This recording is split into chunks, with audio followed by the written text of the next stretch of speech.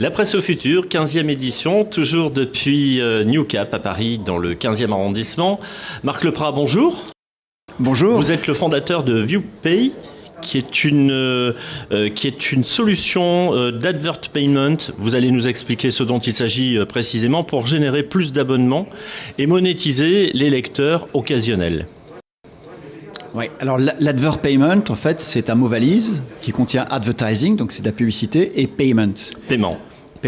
Comme vous le savez, en fait, les médias ont toujours été financés par la publicité de manière historique. Hein. Si vous regardez la télévision... Tous autant qu'ils sont, à l'exception du service public. Et encore. C'est ça, à l'exception du service public. Donc, en fait, les gens qui regardent la télévision, qui regardent TF1, par exemple, ne se rendent pas compte qu'ils n'ont jamais donné un centime à TF1 et que TF1 leur donne des contenus qui ont de la valeur.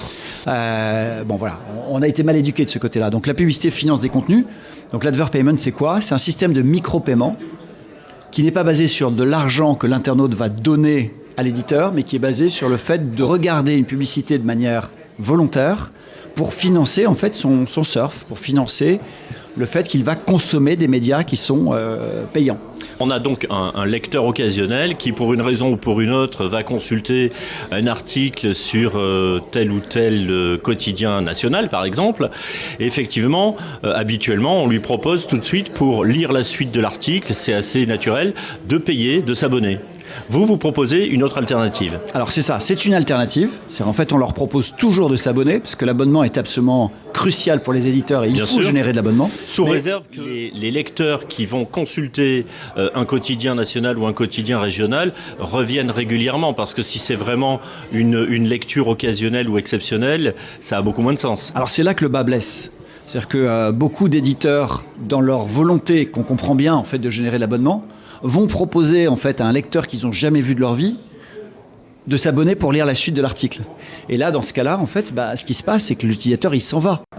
Et quand il s'en va, en fait, l'éditeur perd tout. C'est-à-dire qu'il perd la possibilité de garder la session ouverte avec des pages vues et éventuellement de la publicité qui est présentée.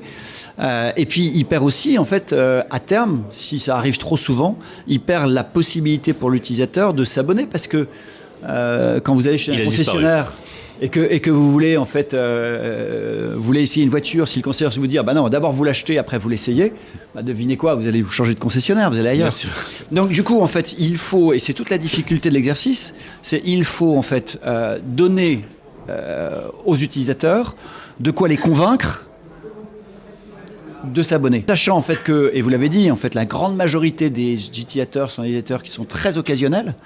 Donc, ils peuvent potentiellement arriver sur votre site alors qu'ils ne connaissent même pas votre existence, ou ils peuvent venir une fois par mois ou une fois par semaine, ce qui est insuffisant pour vouloir s'abonner. Le principe que vous proposez, c'est pour l'utilisateur, non pas de payer, mais de regarder une publicité pour évidemment rémunérer le contenu. Vous disiez tout à l'heure qu'il choisissait la publicité. Alors, comment ça se passe ? Il y a un ciblage qui est fait, ou est-ce qu'à l'inverse, le fait de choisir cette publicité permet également à l'éditeur de contenu d'avoir plus d'informations sur les goûts de son client ? C'est une excellente question. Donc, juste pour reprendre le parcours, l'utilisateur arrive sur le fameux paywall. Et là, on lui dit abonnez-vous ou regardez une vidéo publicitaire. Donc il va se décider entre ces deux options ou quitter, parce qu'il continue à quitter malgré tout. Il y a aussi des gens de partir. C'est intéressant d'ailleurs. Il y a des gens qui sont même pas prêts à regarder une publicité pour avoir une idée justement de la perdition de ces internautes-là. Ça dépend de beaucoup de facteurs. Ça dépend en fait des médias. Ça dépend de la qualité de l'article. Ça dépend de la qualité de l'article. Ça dépend de l'intérêt que suscite l'article. D'où vient l'internaute. Bien sûr. S'il vient d'une recherche d'un réseau social ou s'il naviguait sur le site. Ça dépend aussi si l'article il est déjà répandu, publié sur plusieurs autres sites ou pas, ou si c'est vraiment l'information quasi exclusif. Absolument. Si l'information on la trouve partout, on ne va pas forcément s'embêter à regarder une pub pour accéder au contenu. Donc effectivement, il faut. En même temps, si on refuse la pub, il faut faire la démarche de sortir du site, de partir sur un autre site, de retourner sur un moteur de recherche pour ensuite retrouver la même info avec peut-être la même pertinence et la même qualité. C'est sûr. Donc c'est encore du temps, ce sont des clics supplémentaires. C'est ça. Et on a entre 5 et 20% en moyenne de gens qui vont utiliser ViewPay. Donc ça dépend des sites, ça dépend de l'intégration aussi, de comment ViewPay est visible dans le paywall. Parce que souvent, les utilisateurs, quand ils voient le début du paywall, ils s'en vont, c'est fini. Ils sans regarder en fait les propositions. Et donc pour revenir à votre question... Voilà ces vidéos. Et combien de temps elles durent aussi, ces publicités ? Alors ces publicités sont des publicités vidéo, et ce sont globalement sur des publicités télé. Donc c'est les mêmes que celles que vous voyez à la télé. On va chercher ces budgets télé pour les Mais en amener petit sur le format, digital. c'est pas du 45 secondes, c'est pas du 30 Alors, secondes, si, c'est du Ça peut être 30 secondes maximum. D'accord. Alors, ça peut être Maximum, du 12 secondes. mais ça peut être du 10 secondes, Oui, absolument. du 15 secondes, Absolument, voilà. absolument. Effectivement. Et donc, du coup, en fait, l'utilisateur va choisir une publicité parce que quand il clique sur le bouton « Je regarde une publicité pour débloquer cet article », on lui propose un choix entre 3 marques.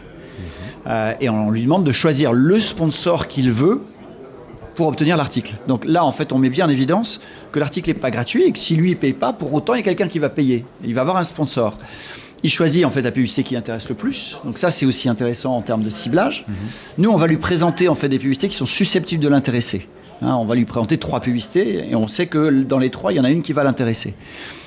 Donc, on peut faire du ciblage et on fait du ciblage avec des acteurs data en amont pour s'assurer en fait que le segment qu'on expose en fait est le segment que l'annonceur veut toucher.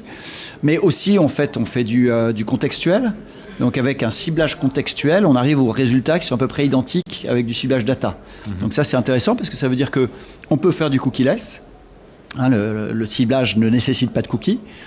Et puis comme l'utilisateur va choisir sa publicité parmi 3, en l'occurrence, s'il a déjà vu une de ces publicités, il ne va pas avoir tendance à regarder la même publicité. Et donc, du coup, en fait, on évite aussi la problématique du capping et on peut faire du cookieless. Donc, pas de cookies pour gérer, en fait, le capping, puisqu'en l'occurrence, en moyenne, on a une exposition de 1,7 expositions par utilisateur. Alors que le marché fait 3 par jour. Pendant 20 jours, une moyenne, c'est 60 expositions dans le mois. Alors il y a des choses que l'on rencontre aussi assez fréquemment. On va consulter un article sur un organe de presse X ou Y, et puis on a donc accès à une publicité.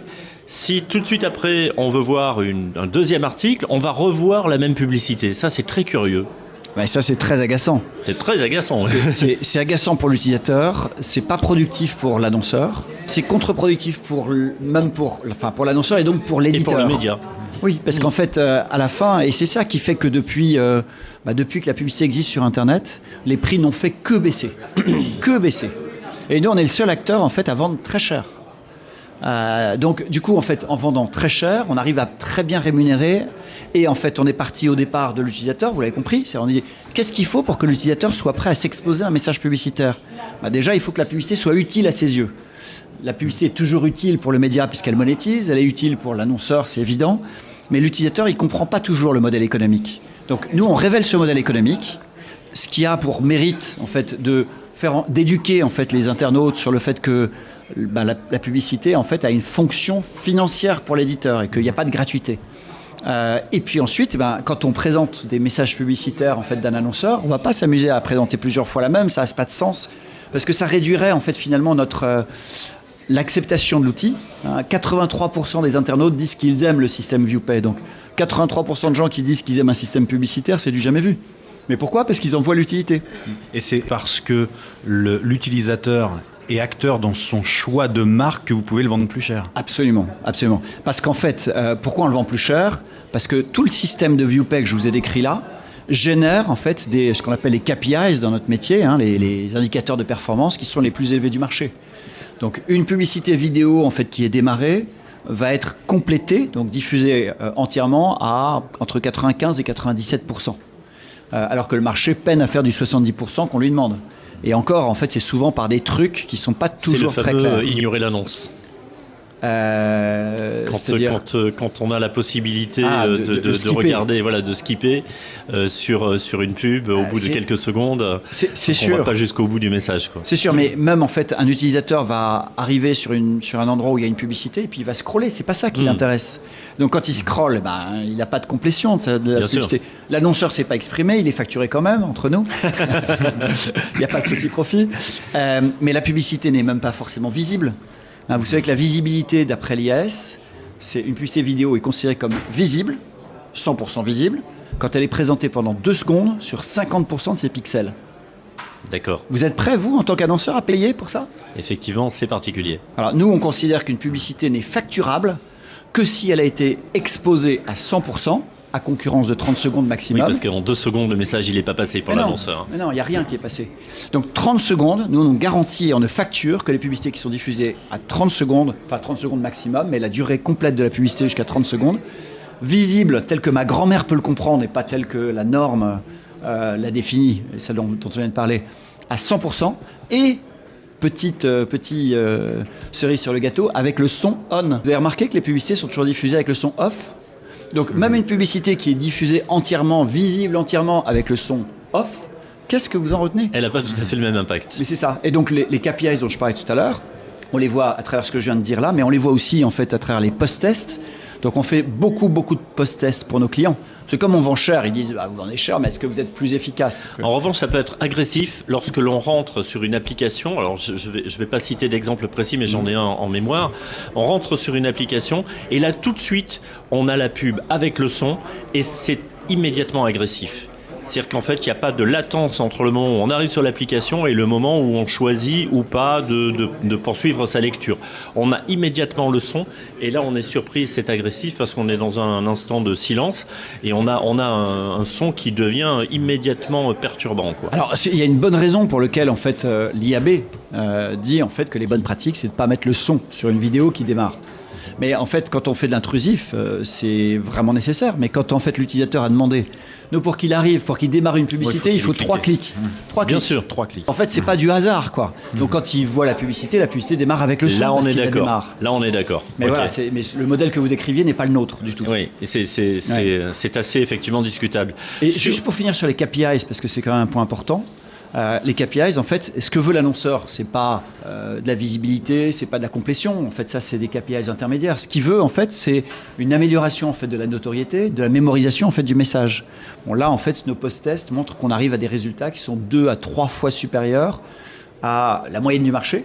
Et ça, en fait, avec un nombre d'expositions qui est bien moindre en fait que les autres. C'est avec 1,7 en moyenne. Oui, donc c'est pas la qualité, c'est pas la quantité, c'est la qualité. Oui, et ça privilégie rejoint la une qualité. problématique qui est absolument essentielle aujourd'hui, c'est la problématique écologique. Aujourd'hui, en fait, la publicité est un facteur comment dire, de gaspillage phénoménal, enfin d'émissions d'effets de gaz, enfin de gaz à effet de serre. L'empreinte carbone. L'empreinte carbone qui est formidable, mais pourquoi ? Parce que la publicité passe son temps à courir après des gens qui sont fuyants. Nous, en fait, quand on présente une publicité, je vous ai dit, en fait, on a entre 2 et 5% en fait, de gens qui vont pas aller jusqu'au bout. Donc nos serveurs, quand ils tournent à bon escient. Marc Leprat, qui sont vos clients aujourd'hui ? Quelques-uns en tout cas. Alors, on a deux types de clients. On a des éditeurs, d'une part, qui prennent la technologie et qui l'exploitent. Donc, du coup, on est fournisseur de technologie pour eux. Là, on peut citer, on travaille avec toute la PQR, on travaille avec le groupe Challenge, on travaille avec Paris Match, donc Lagardère, on travaille avec énormément d'acteurs. On a plus de 100 titres qui utilisent ViewPay. Et puis, en fait, c'est aussi les annonceurs. Donc ça, c'est lorsque les éditeurs veulent pas commercialiser l'offre, ils nous demandent de la commercialiser pour eux. Et dans ce cas-là, ce sont les annonceurs. Et là, en fait, en gros, les publicités que vous voyez à la télé sont les publicités que vous retrouvez sur ViewPay. Vous avez une innovation particulière cette année sur le salon à présenter ? Alors aujourd'hui, en fait, on travaille sur on vient de parler beaucoup en fait de paywall, et donc on travaille sur l'adblock wall et sur le consent wall. Ce sont 2 problématiques majeures des éditeurs. Donc les utilisateurs d'adblock en fait empêchent les éditeurs de gagner leur vie. Donc certains éditeurs bloquent les utilisateurs qui ont un adblock et donc leur demandent de retirer leur adblock. Donc là, en fait, on va mettre ViewPay en alternative à retirer son adblock. Donc c'est plus innovation technique. Donc c'est une innovation, c'est une offre nouvelle. Après, c'est la même offre que celle que je vous ai décrite tout à l'heure, mais c'est simplement une nouvelle offre. Et puis le consent wall, c'est un vrai problème. Plus ça va en fait, et plus les éditeurs voient le consentement baisser. Et donc du coup, là, on a une offre aussi qui permet à l'utilisateur de dire, ok, je ne veux pas consentir, mais je suis prêt à regarder une pub ViewPay. Et dans ce cas-là, en fait, l'éditeur gagne de l'argent, et donc ça lui permet de continuer en fait à proposer ces contenus à des gens qui ne consentent pas. Société ViewPay, on peut vous retrouver ici au salon de la presse au futur, au stand 25 et R01. Alors oui, mais on est surtout au stand 25. J'avais effectivement les 2 références. Marc Leprat, merci d'avoir été notre invité cet après-midi. Merci à vous. Merci. Et bonne journée. Merci.